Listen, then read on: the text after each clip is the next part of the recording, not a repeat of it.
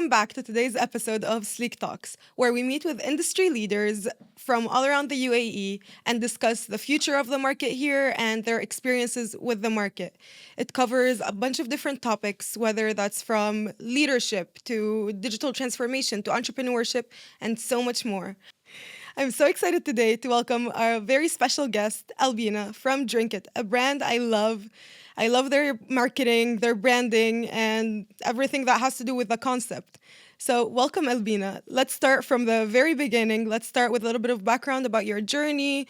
How did you become to work in the UAE and so on? Introduce yourself. I came to the UAE 3 years ago, and I started working for Drinkit maybe 5 months later. And when I joined the team, it was only five of us, and I am originally from the project management background. So back in Russia, where I'm from, I worked in a very big company which does telecom. So I worked as a project management and basically developed a new sales channel online. And then joining Drinkit, I also started as a project manager. But since our team was very small and it was a startup vibe there, it was very easy to grow. And we basically, like, the whole team did everything. So I have a very good understanding in operations and supply chain, even like some R&D things. So basically, after some time, I started on taking after customer experience and then naturally after marketing as well. So after maybe a year and a half, I got promoted to head of marketing position just because it was very easy to grow. Yes. And wow, like I guess project management and marketing, they do have some similarities. But what would you say some of the major differences are, and how is it like going from project management to marketing? Honestly, I think like project management is a very good base for any career, I guess. Like it's a very good background because you are very organized, the thinking is very structured, and basically any marketing task or the goal, it's still a project. So I'm very logical with this, and usually when I see a new task, I basically like divide it into like small projects. So it is actually pretty beneficial just because like naturally I'm a very organized person. So yeah, I guess. But marketing is also about visual literacy, I feel like. And I've been developing this for a long time. So it was pretty natural for me as well. Yeah, it's good. Definitely having project management as a basis is, I feel like, good for so many different departments, industries, and so it opens up so many skills. So it's very interesting. And what pulled you into the UAE market? You mentioned that you're somewhat recent in the market. So what pulled you into the market and into the F&B industry? What exactly attracted you to it? Well, honestly, I left Russia after some political changes, I would say. And it was natural for me to come to the UAE because I've been visiting a lot because my sister lives here for a long time. So I was already aware basically of Dubai, of the life here. And also culture wise, I would say that it is very close to me because I'm from Russia, but I'm Tatar, the nationality of like Muslim origin. So it was actually like when I came, I felt at home, and it was very easy, I would say, for me to fit in. So yeah, Dubai is home for sure now. And choosing F&B, I would say that I chose mostly Dodo brands when they reached out. I was very excited about this. So basically Drinkit is owned by a big corporation which is called Dodo Brands. It has two brands, one of which is Drinkit, another one is Dodo Pizza. And in Russia, it's a very maybe like top 10 companies. So when they reached out, I was excited to take on this opportunity to work with them. So, yeah. So you mentioned you had quite a bit of experience in Russia before you came here, but in a different department in project management, which, as we mentioned, there are similarities. But has there been like either a moment or an experience that really defined or prepared you for the fast growing industries here and the fast pace of the UAE? Well, honestly, it was pretty stressful for me to switch from the local markets to the UAE market just because it is very multinational. Basically, like any nationality you can meet here. And it also the competition among the other brands and F&B industry in particular is crazy. So I'll be honest, like it was pretty stressful maybe first year of me being here and taking on the position, but it is kind of based on your experience, right? And it is also a skill to be in a calm state, I would say. And this is a skill everybody needs to develop, especially if you are taking a higher role, I feel like. Well, definitely, for sure. I agree. I feel like the market here is so unique, and I love that because it teaches you a lot, I feel like. So now that you have had like a front row seat to the UAE market, you've seen it grow, you've grown with the brand as well. Like you've seen the brand itself grow, as you mentioned. What are some of the things that makes it different here? Well, as I mentioned, maybe it is the competition, which is much stronger. It is also different nationalities. And I think that's how we also position Drinkit, why we chose the UAE market, because we are showcasing the brand to the whole world, basically. So, because Drinkit, it is obviously a B2C concept. We sell coffee to our guests, but we usually develop through a franchise model. And right now, Drinkit is in 5 countries, but we want to grow globally. And we chose UAE market just because it is the world hub, probably like top 3 hubs in the world. And it also relatively easy to open a business here. It is really easy to open, but still like need to grow and develop a business model. But also it is easy to come here from the whole world. So I guess if you can make it in Dubai, you really can make it anywhere.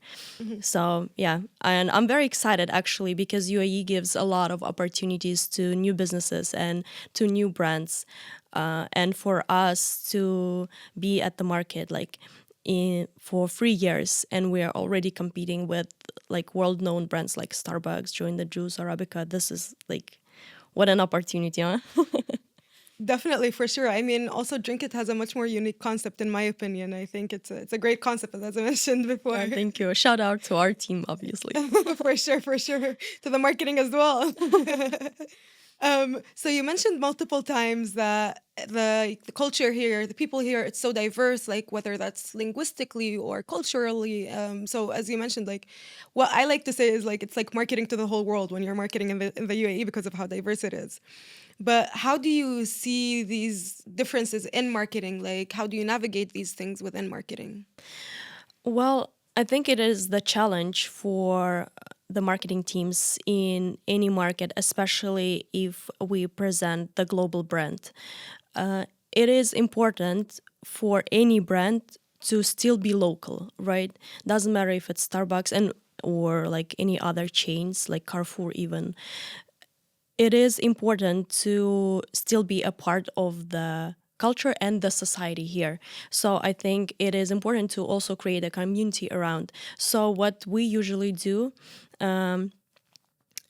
we do have like some introduction of the products. I mean, in a way of taste, which is only local. For example, recently we launched drinks with pistachio, which is not like which are not presented in any other market, just in UAE, and it has been like very popular among our guests. Same as with like copyrights and like social media presence, right? Like we try to be very respectful of the culture, and now as a part of our brand and marketing strategy, like we say that we are growing alongside Dubai and we are part of the culture here. So yeah, we already are part of, I don't know how to like present it better, but I think like it is actually very exciting that like Drinkit brand can fit in very well with a very specific culture of like Islam and just like Arabic world. Hmm. Definitely. I think also the rise of pistachio was like the Dubai chocolate and all of that. So it's That's like true. within the Dubai chocolate, thanks to that. But very interesting. Is there a specific campaign that like you've run that worked here but might have not worked so well somewhere else around the world? Let me think about this. I wouldn't say so. Just, I guess that we try to change the concept a little bit, but in a way, Dubai works. I think it is the same all over the world. Like social media is dominating like the market now, I guess, like in the marketing industry. So we do put a lot of efforts into our social media presence. But I guess in the UAE, like the Snapchat is crazy popular, like TikTok is popular as well.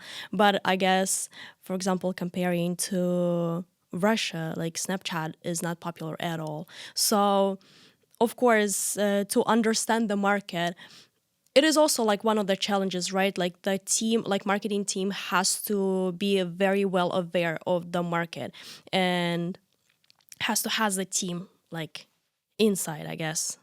It's definitely very interesting. But now let's like zoom out a little bit and look at the market as a whole. Are there any trends that are now shaping the F&B world? Is there anything that you're seeing that is making a difference here in the market? What I see, and I have the data to prove it actually from Drinkit, that actually UAE is very now focused on well-being and just wellness in general. So people are looking for healthier options. So, for example, in Drink It, we introduced like protein lattes, collagen lattes.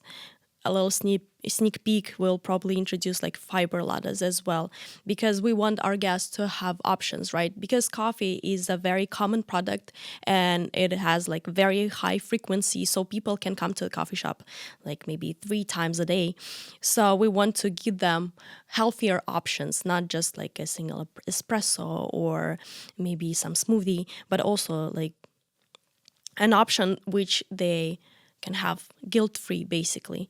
And the same is food-wise. We see a lot of like sugar-free options, right? So I guess this is like the biggest trend. But also I think we are focused mostly like on millennials, because this is, I guess, the main population of the UAE. But I see that Gen Z now is into like Asian culture, and that we try to like dip our toes into this as well, especially like taste wise and what they have in F&B industry from Asia. It is actually crazy what they do, like the textures and tastes. This is actually very exciting, an exciting moment to be in the industry now.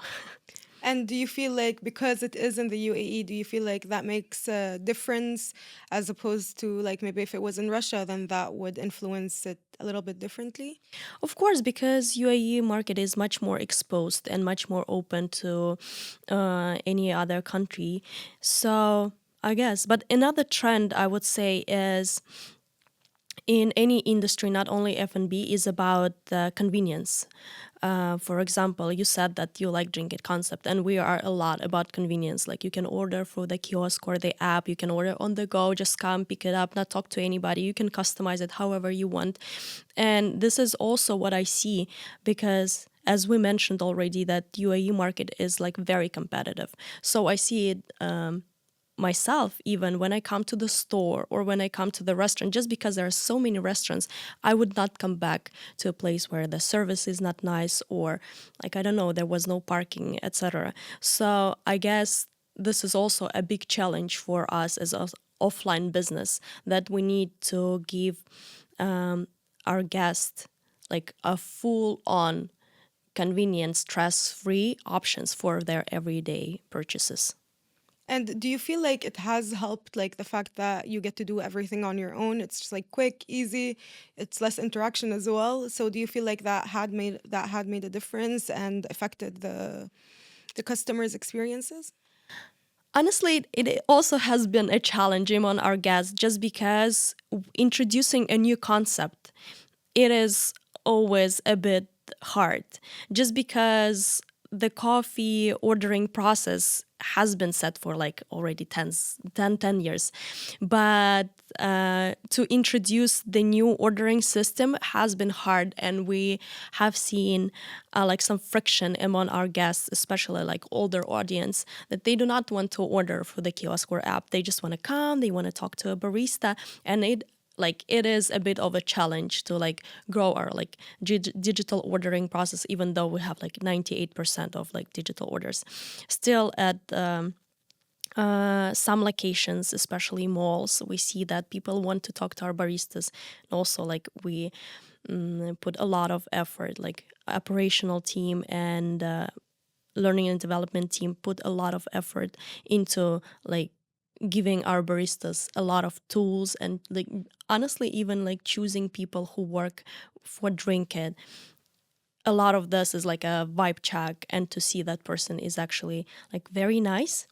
But of course, like the customer experience is getting much more convenient just because even the amount of mistakes is way less than in the usual ordering process. Because, for example, if cashier person is in the rush, they can overhear something, maybe like put the wrong order, like punch in something else. So when our guests ordering themselves and they can actually spend the time, look at the pictures, it is actually very smooth. And I am myself a frequent Drinkit user, obviously, and it is actually very convenient that you can even like repeat your customized order, and you don't have to spend any time on like explaining it again.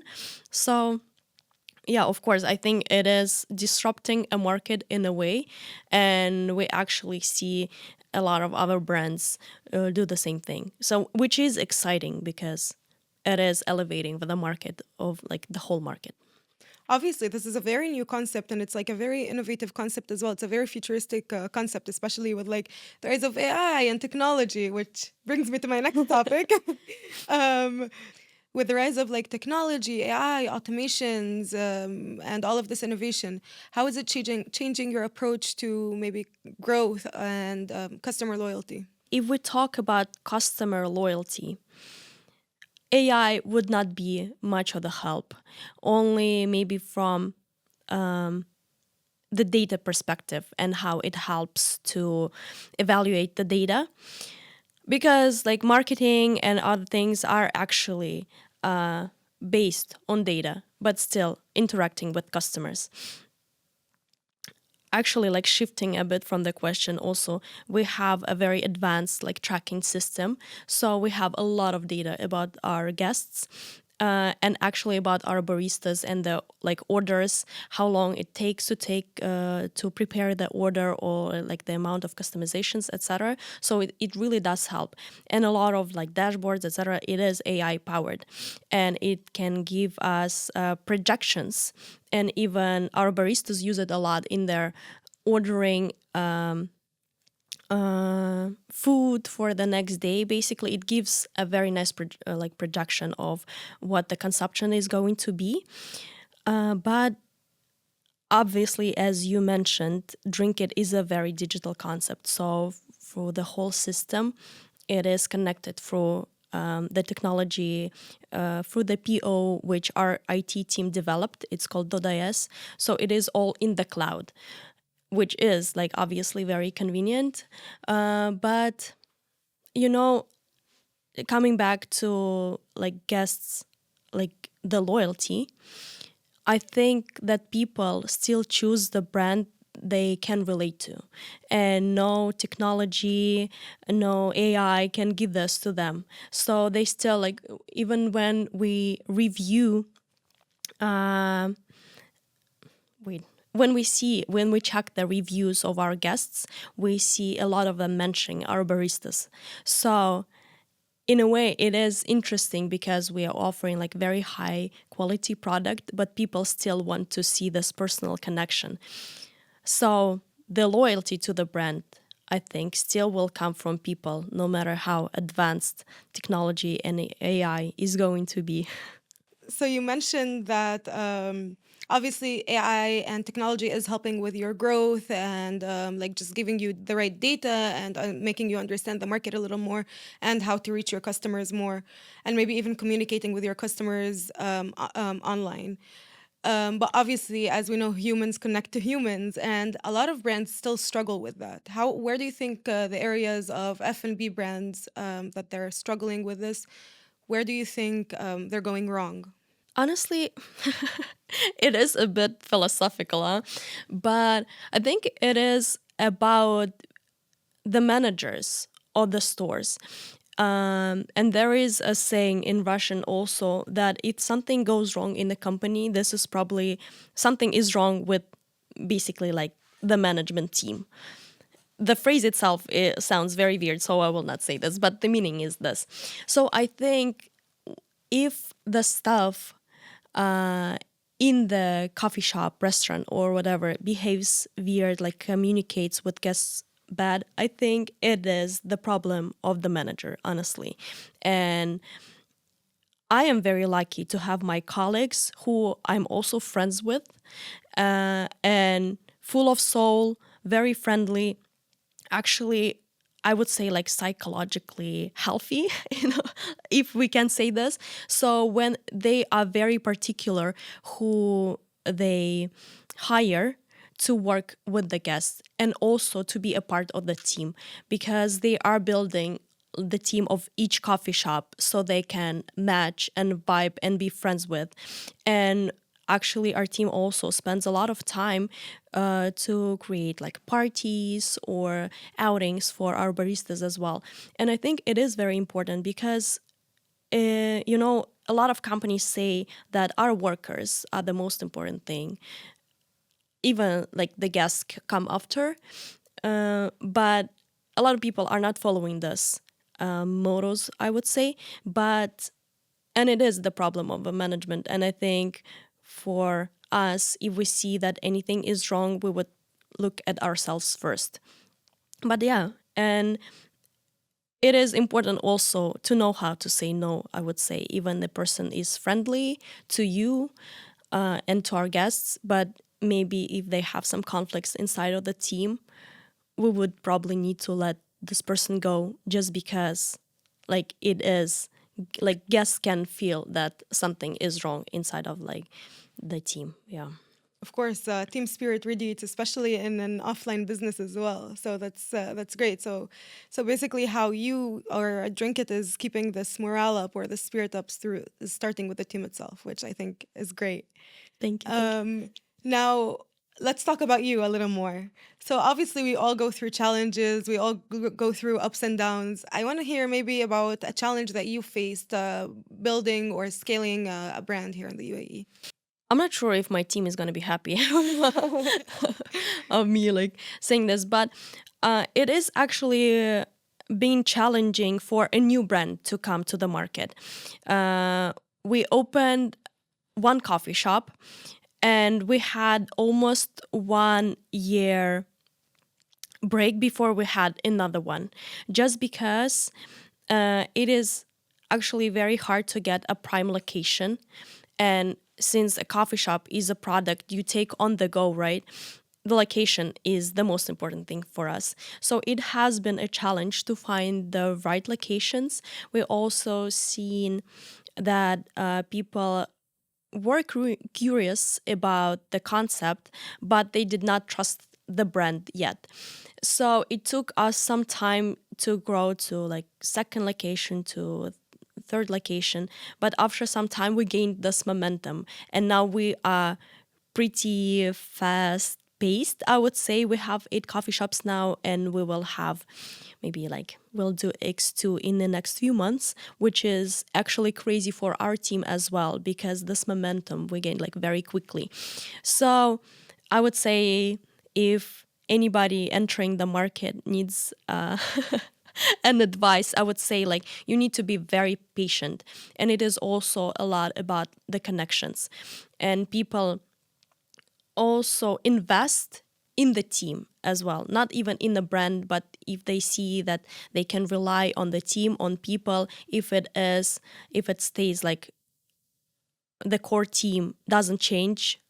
This is also what we see, I think, a lot in our team. Like our core team is actually the same, like 3 years past.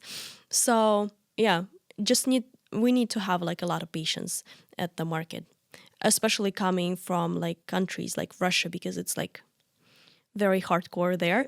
So yeah, I think it's been like the the biggest challenge for us, but it's also personally, right? Because to have the shift in the mindset, I'm now much more chill actually than 3 years ago. I'm very patient with people.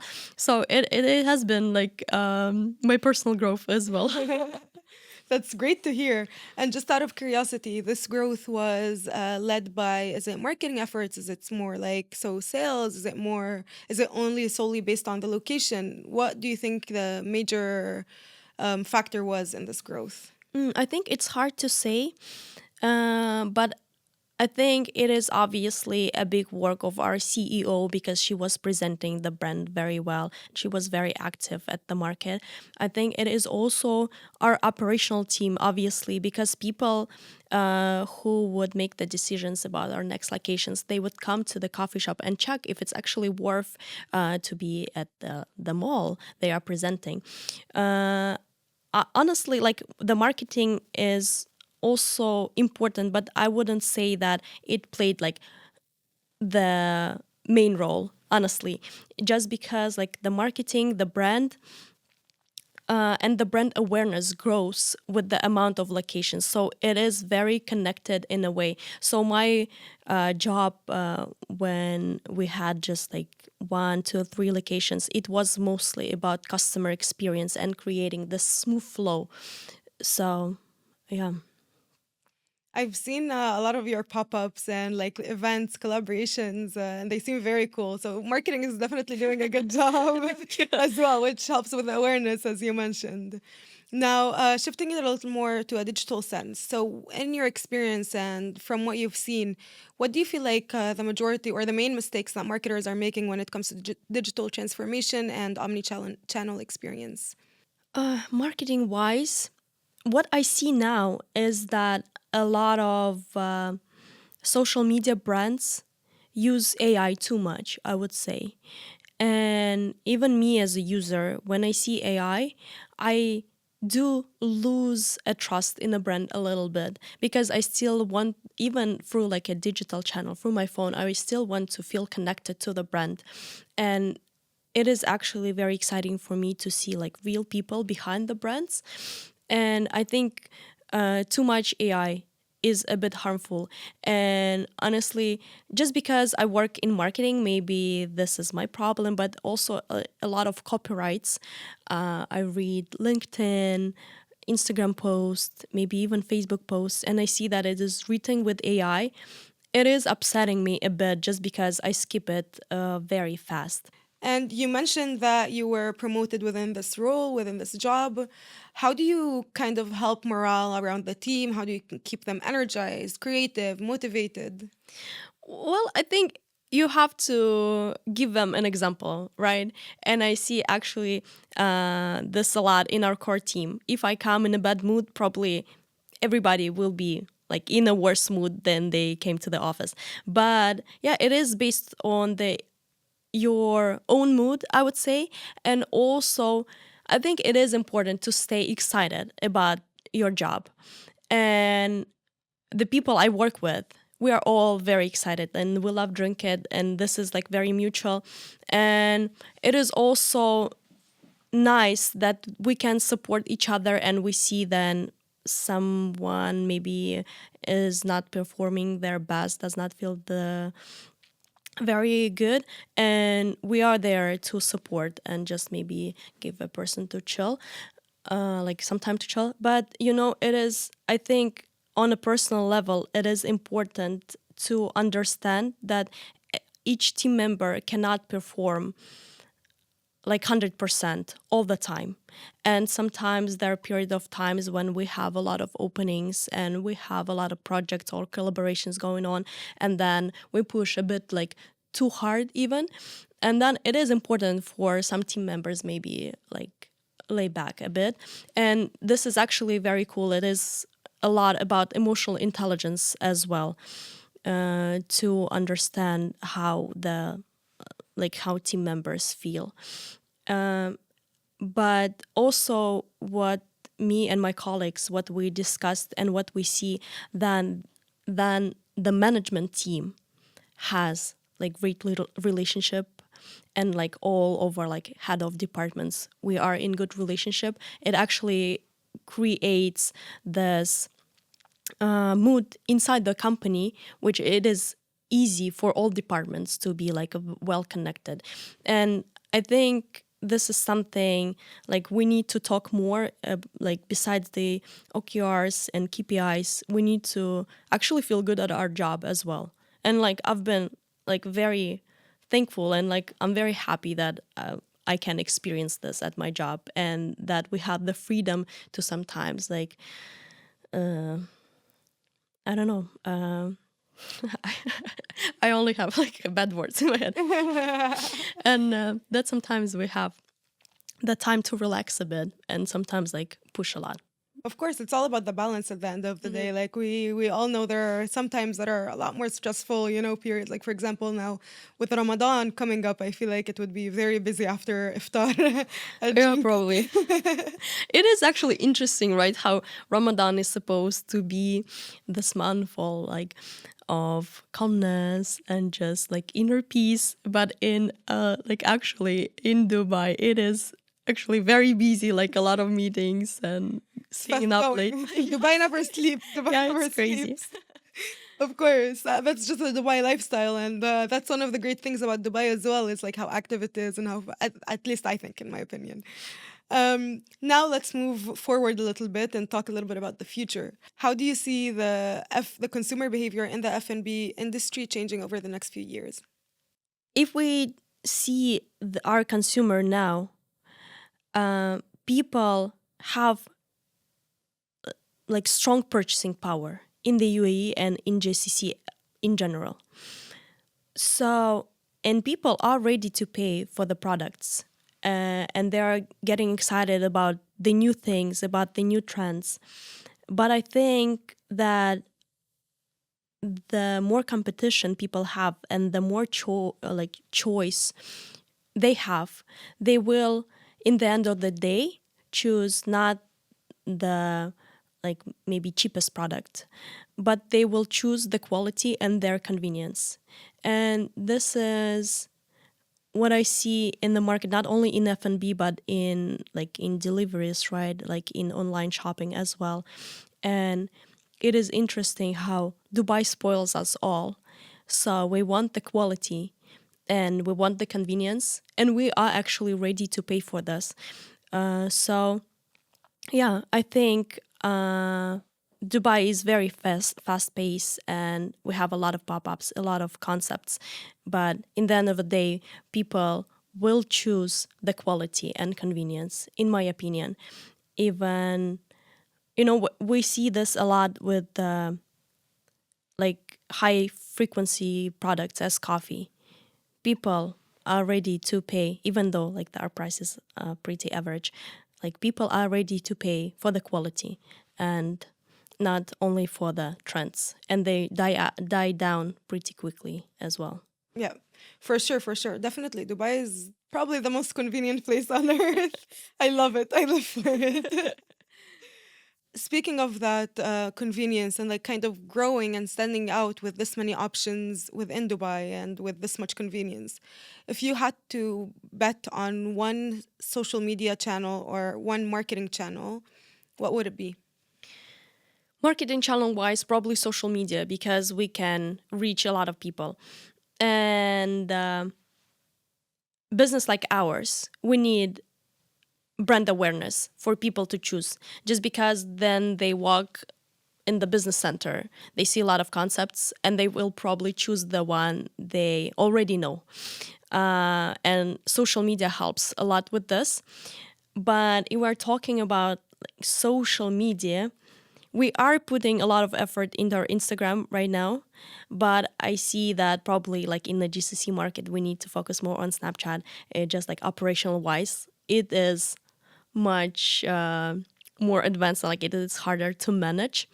So maybe TikTok as well, but it's also important to understand, right? Like the capacities of the team, the budgets, and maybe to have like one focus at a time as well. And what would that be, that one focus? Right now it's Instagram, Okay. but hopefully, if our budget increases, we will choose. Like I really root for Snapchat as well in GCC. It is For very sure. nice. Yeah. For sure, it's a very big thing here. Like when I came here, I haven't used Snapchat for a while. And when I came here, all of a sudden everyone's using Snapchat. It is actually crazy because I downloaded it back 2 weeks ago because I spent 2 years in college in the United States and Snapchat was like the main thing. So, like Instagram, probably people will know how old I am, but Instagram didn't have stories back then. Yeah. So we would use Snapchat like crazy. But then, like leaving US, coming back to Russia, I deleted Snapchat even at some point. And now I went back, and it's crazy how people are still active. And I guess Snapchat gives you some score. When people saw it, they're like, oh, wow, it is big. So I was like, yeah, I was a heavy user. But yeah, I do believe in Snapchat a lot. And it's actually, I think, the future, just because you can post very fast without a lot of editing or thinking what the caption is. It is the future, right? It's very organic as well. Yeah. It's like just like you're talking to a friend, but people sell to people, That's what I always Yeah, say. true. So That's the most important element at the end of the day. I will steal this phrase. I like it a lot. I'm glad. Quote me. I will. Alrighty. Now we're gonna slowly wrap up this this interview. But before we wrap up, I wanna hear a few things from you. What is like maybe a book or a podcast that you've listened to or read lately that has inspired you or that you recommend? It is actually a hard question just because we are like fired up with like a lot of content every day, right? And just among all this information, it's hard to like cherry pick something. But if I was to give a recommendation for like fellow marketing people or salespeople, I would probably choose Emotional Intelligence by, I think, Daniel Goleman. It is like first part of the book is pretty scientific, but the second part is actually very beneficial for every person to read. I wouldn't want to give a book about like marketing or sales, but I think emotional intelligence is like very important in any career, even in finance. So just to understand humans' behavior, to understand yourself as well. This would be my one recommendation. Yeah. Yeah, I completely agree. I think emotional intelligence is one of the like most important qualities or skills to have. So definitely, I I'll mean, be checking. therapy as well. So just FYI. I'll be checking the book out for sure. And if you didn't go into marketing or project management, what would be something that you would have wanted to do as your career? I've studied engineering No way. in college. Yes, and I actually wanted, it was engineering and business, and I wanted to become this person in the middle among like salespeople and engineers, because it's actually like fascinates me a lot, like just physics, and I think I have pretty like logical mind. So yeah, but it's still I have time. That is crazy. Wait, like it's like engineering and like marketing or project management. I feel like they're pretty different, no? Yeah, but like marketing is considered to be a creative industry, right? But I think it is also like it takes a lot of experience and visual literacy, maybe like just market analysis to do a good job in marketing. So I think it is just, I guess, how your brain wired. For sure, for sure. That's very interesting. Wow. And one more question before we go into our special surprise section for today. If you had to sum up your marketing philosophy in one sentence, what would it be? I would say put people first and think of your guests and customers first. For sure. So you do take the more customer-centric approach.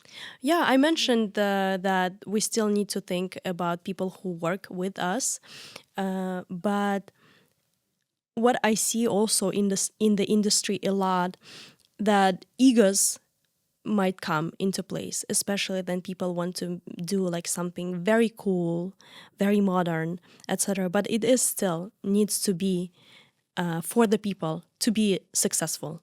So we should, as marketing people and like any business, should put the customer like and have the customer in mind when we create something. Before we end the episode, let's play a quick game of rapid fire questions. Are you ready? Yes. So you have to quickly answer. No Okay, thinking. I'll try my best. Okay, I'm gonna read off of my phone. Coffee or tea? Coffee.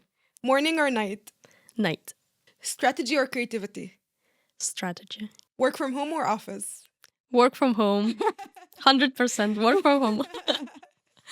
You get more sleep when you work from home. Yeah, but you know, office is also very distracting. Like, it's hard to be productive at the office just because all my colleagues are there and we're talking all the time. So, work from home. Definitely. AI or human intuition? Human intuition. All the way. You've mentioned it a few times in this episode. Trendsetter or classic thinker? Oh, wow. Probably trendsetter. I would even say a disruptor. Ah, very nice. Books or podcasts? Books. You should probably say podcast. Yeah, sorry. My bad. Networking event or one-on-one coffee? One-on-one coffee. Of course. For sure. City energy or a nature escape? Oh my. City energy to live at, but I myself coming from a small town, nature is there to like regain your energy back for sure. I agree. Last but not least, innovation or execution? Oh, I don't think that I can choose. I think no innovation can be without the right execution. So like innovation in itself, like doesn't bring anything to the table. So That is true. Yeah. Completely get it. Well, thank you, Albina, so much. It was a great episode. I really enjoyed talking to you. And thank you so much for being on our episode today. Yes, thank you so much. It was very fun, like crazy. And thank you for making me feel so comfortable and having an interesting conversation with me. Thank you. And stay tuned for the next episodes.